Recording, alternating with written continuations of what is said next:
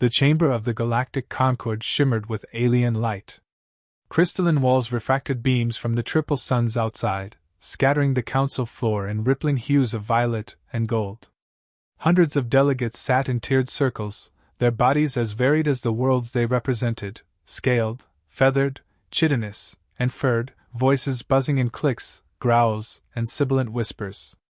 At the center, the obsidian table gleamed, a surface polished smooth enough to reflect the tension in every face. Ambassador Elena Cade sat alone at Earth's seat. No guards stood behind her, no aides within the chamber itself. Just one human in a hall full of power. Her back was straight, her hands folded, her gray eyes calm as still water. The silence shattered when a voice like grinding stone rolled across the floor. "Why does Earth hide its warriors?" The speaker was impossible to ignore. High Strategos Darkesh of the Vair Dominion leaned forward, his massive frame dwarfing the crystal podium before him. Black scales gleamed under the chamber's light, and ceremonial scars carved into his jaw caught the reflections like jagged lines of fire. His taloned hand scraped across the table, sparks flaring from the obsidian. The sound sent nervous shivers through the air. Delegates murmured. Some turned to Elena, others averted their eyes. The accusation was not new, but it was rare for one to throw it so bluntly before the Concord. Elena inhaled slowly. Her pulse stayed steady. "Earth brings diplomats to peace talks, Strategos," she said. Her voice carried without force, level and clear. "That is the point of a summit. Words are weapons enough here." Darkesh's golden eyes narrowed. "And yet every species present brings both, tongues and blades. Only humans arrive unguarded. Are we to believe you so arrogant as to think yourselves untouchable?" A ripple of uneasy laughter broke among the outer tiers. Some species clicked mandibles in agreement, others shifted uncomfortably. Elena's lips curved into something that was not quite a smile.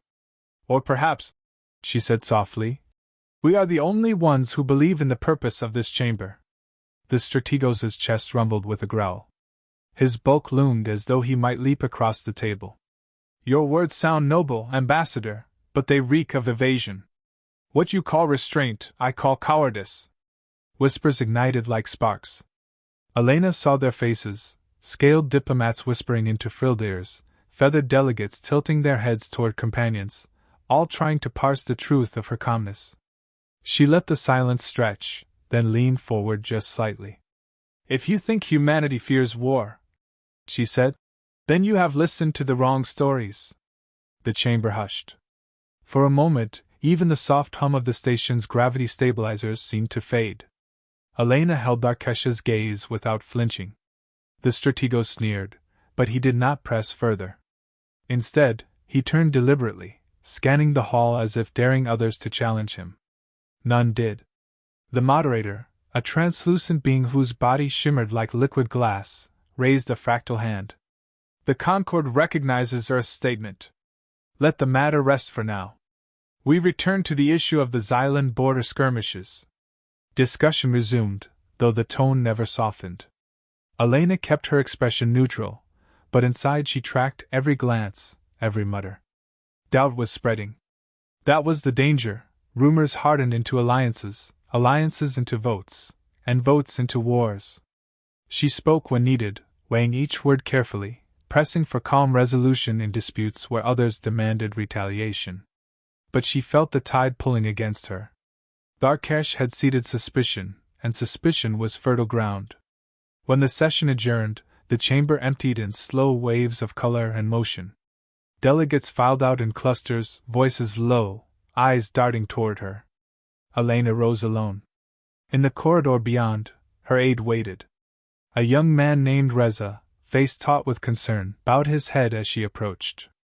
"Ambassador, the Strategos has been busy outside the chamber," he whispered.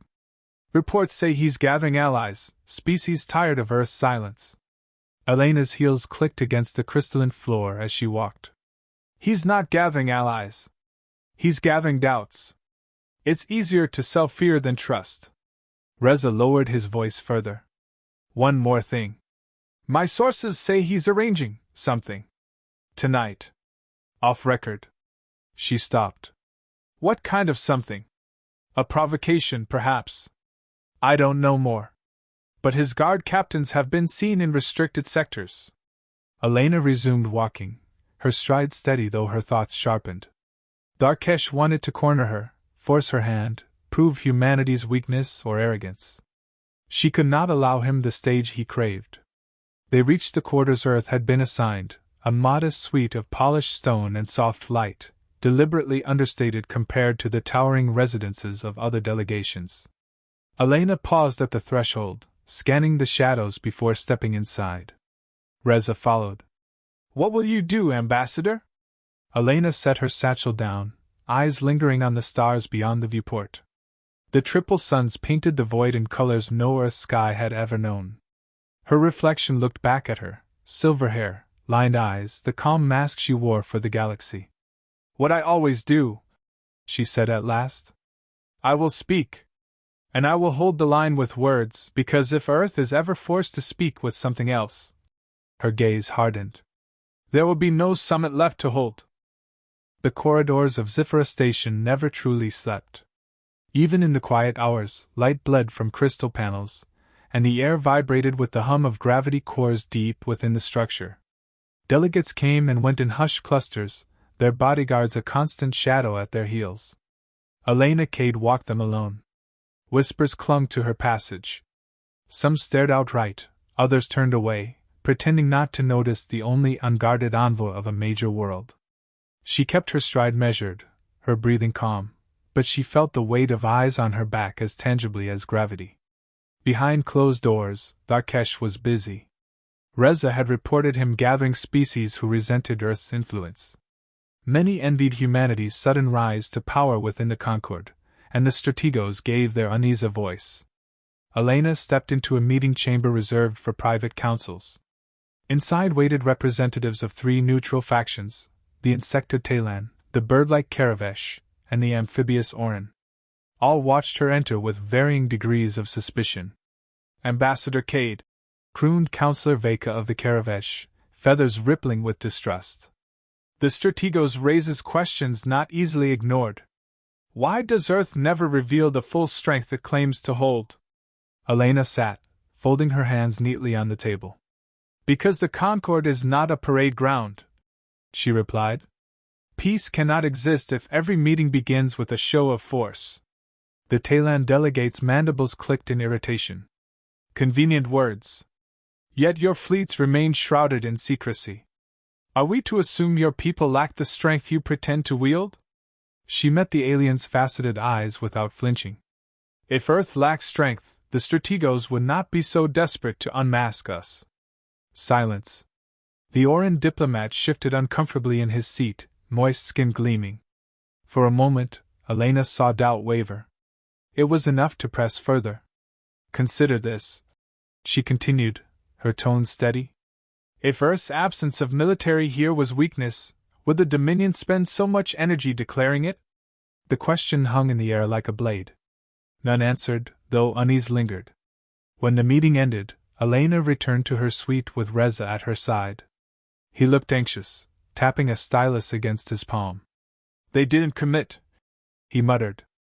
They weren't meant to, Elena said. Not tonight. Seeds need time to grow. He frowned. And while seeds grow, Darkesh sharpens his claws. Elena didn't reply. She didn't need to. The strategos was a predator by nature. He would not wait long before springing the trap he had set. The incident came sooner than expected. Explosions ripped through a trade concourse 2 levels beneath the summit chambers. Crystalline walls shattered, scattering razor shards into the air. Smoke billowed as fire alarms shrieked. Dozens of civilians, traders, envoys, attendants, screamed and scattered. Elena arrived within minutes, following the rush of bodies. Security drones zipped overhead, their voices metallic as they barked orders. Wounded figures sprawled across the floor, some clutching torn limbs, others blinded by smoke. Darkesh was already there. Of course he was. Surrounded by armored Vair soldiers, the strategos stood in the chaos like a general on a battlefield. His voice boomed above the alarms. Where is Earth's response? He demanded. Where are their vaunted soldiers when civilians bleed?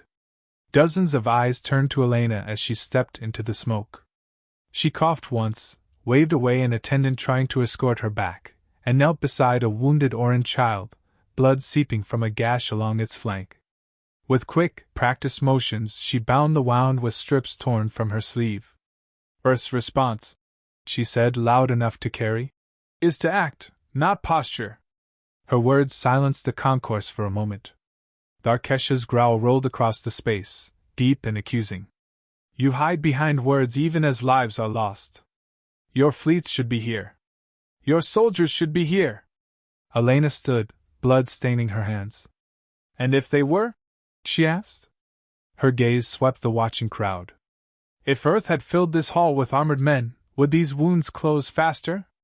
Would these fires burn less bright? Or would fear multiply in every heart that saw them? The murmurs grew louder. Some nodded, uneasy but persuaded. Others whispered doubt. Darkesh seized on it. Weakness, he spat. Your restraint is a mask, and masks crack under fire. Elena stepped closer until the towering reptilian shadow loomed over her. Her voice remained steady. No, strategos. Masks are for those who pretend. Earth does not pretend. We choose. The weight of her words pressed against the noise of alarms. Delegates watched, torn between fear of Darkesh's fury and the unsettling calm of the human woman who stood unguarded in a burning hall. Security drones finally brought order, extinguishing flames and sealing the damaged sections. Emergency crews rushed in, ushering civilians to safety. Slowly, the concourse quieted. Darkesh leaned close, his breath hot with menace. One day, Ambassador, your words will not be enough. And when that day comes, no mask, no silence, no choice will save you. Elena did not blink. Perhaps. But today is not that day. Later, in the privacy of her quarters, Reza slammed a datapad onto the desk. It was staged, he said. I've traced the charges. Dominion design. Darkesh orchestrated the whole thing. Elena washed blood from her hands, watching red swirl into the basin. He wanted a spectacle, she murmured. He wanted me to call for soldiers. And you didn't. Reza's voice cracked with frustration. Ambassador, half the chamber thinks you're strong for it, the other half thinks you're weak. How long can you hold this balance? She dried her hands, folding the towel with precision. Her reflection in the viewport looked tired, older than she felt. As long as I must. Because if Earth breaks that balance, if our soldiers walk these halls, this station will not survive the week. Reza exhaled sharply, defeated but unwilling to argue further.